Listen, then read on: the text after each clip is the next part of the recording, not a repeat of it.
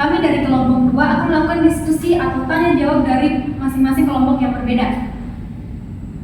Yang pertama akan dilakukan oleh Saudara Ayu. Baik, di sini saya akan memberikan pertanyaan kepada Saudari Nurul Fatimah dari kelompok 2. Pertanyaannya yaitu, jelaskan fungsi dan penting AUPB.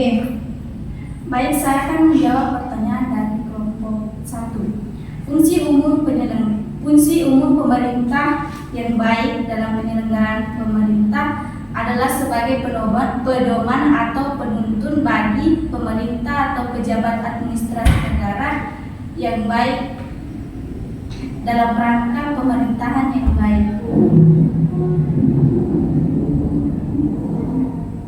Baik, saya akan memberikan pertanyaan kepada kelompok 3 atas nama saya Setia Kustanti. Coba jelaskan bentuk pengawasan.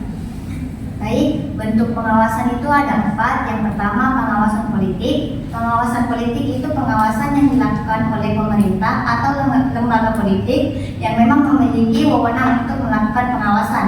Contohnya, Badan Pengawasan Pemilu atau Bawaslu yang melakukan pengawasan terhadap pemilu agar berjalan dengan jujur dan adil. Yang kedua yaitu pengawasan finansial. Pengawasan ini dilakukan pada bidang keuangan. Contohnya, Komisi Pemberantasan Korupsi melakukan pengawasan terhadap pejabat negara agar terhindar dari tindak pidana korupsi. Yang ketiga yaitu pengawasan administratif, yaitu pengawasan yang dilakukan oleh atasan langsung yang memiliki wewenang untuk melakukan pengawasan terhadap bawahannya. Contohnya seperti pemimpin yang melakukan pengawasan terhadap pegawai atas kedisiplinan terhadap absensi dan laporan kerja. Yang berikutnya yaitu pengawasan publik, di mana pengawasan ini dilakukan oleh masyarakat umum terhadap program atau sistem yang dilakukan oleh pemerintahan, apakah berjalan dengan baik atau tidak.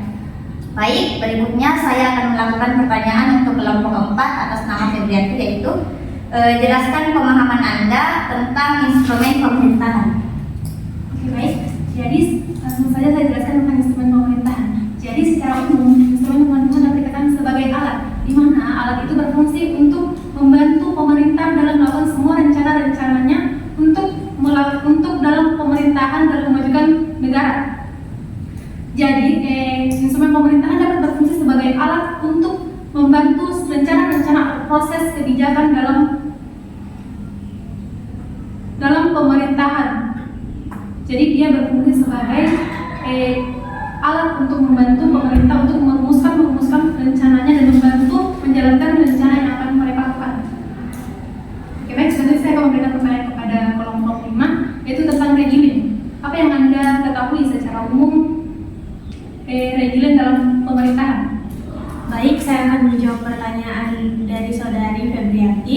Jadi regeling atau biasa dikenal dengan sebutan peraturan perundang-undangan secara umum dalam pemerintahan adalah segala peraturan tertulis yang dikeluarkan oleh pihak atau lembaga negara yang berwenang. Regeling ini bersifat mengikat secara umum serta bertujuan untuk mengatur tata tertib suatu negara. Selanjutnya saya akan memberikan pertanyaan kepada kelompok 7. Pertanyaannya yaitu, jelaskan apa itu rencana dan apa itu perencanaan menurut Klaus Obermeier.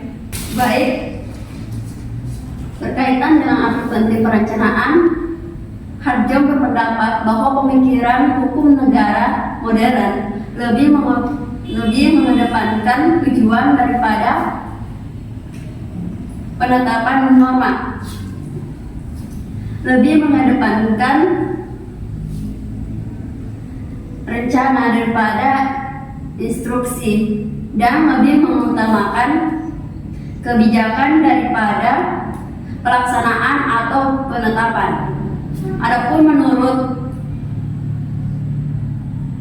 Klaus Obermeier, perencanaan adalah hukum dalam negara,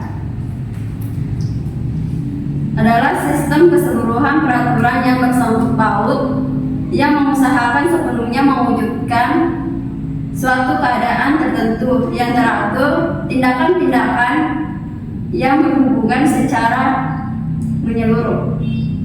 Baik, saya akan memberi pertanyaan kepada kelompok 9, Aulia Nur Fadila. Coba jelaskan apa yang dimaksud dengan pejabat negara, pejabat-pejabat publik, dan pejabat pemerintah. Oke, langsung saja saya jawab. Yang pertama itu pejabat negara. Jadi pejabat negara adalah pimpinan dan anggota yang berada pada lembaga tertinggi yang telah diatur dalam peraturan perundang-undangan tahun 1945. Lalu pejabat publik adalah seseorang yang ditunjuk lalu diberikan berupa tugas maupun wewenang yang menduduki suatu posisi tertentu dalam suatu badan publik. Nah, badan publik di sini yang dimaksud adalah lembaga eksekutif, legislatif maupun yudikatif. Selanjutnya pejabat pemerintah yaitu adalah pejabat yang menduduki suatu posisi tertentu dalam organisasi pemerintah. Baiklah, selanjutnya saya akan mengajukan pertanyaan kepada kelompok 10 atas nama Hilda Mawada. Pertanyaannya, coba jelaskan tujuan keberadaan peradilan administrasi. Baiklah, tujuan keberadaan peradilan administrasi yang pertama untuk rakyat, mencegah penindasan dan kesewenang-wenangan para pejabat administratif sebagai bentuk perlindungan hukum hak-hak warga negara. Yang kedua, untuk para pejabat administratif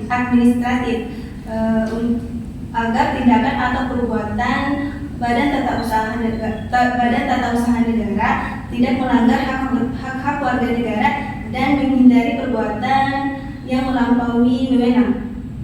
Baiklah, saya akan bertanya kepada kelompok 1. Pertanyaannya, sebutkan apa tujuan diskresi.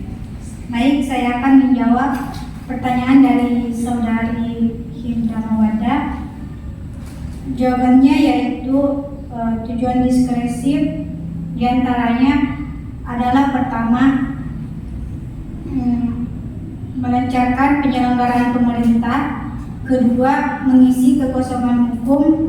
Ketiga, memberikan kepastian hukum. Dan keempat, mengatasi stagnasi pemerintahan dalam keadaan tertentu guna kemanfaatan dan kepentingan umum. Oke, baik, itulah diskusi tanya jawab dari kelompok kami. Kami akhiri dengan ucapan Assalamualaikum warahmatullahi wabarakatuh. Thank you, everyone! Thank you, Elmar! Boom!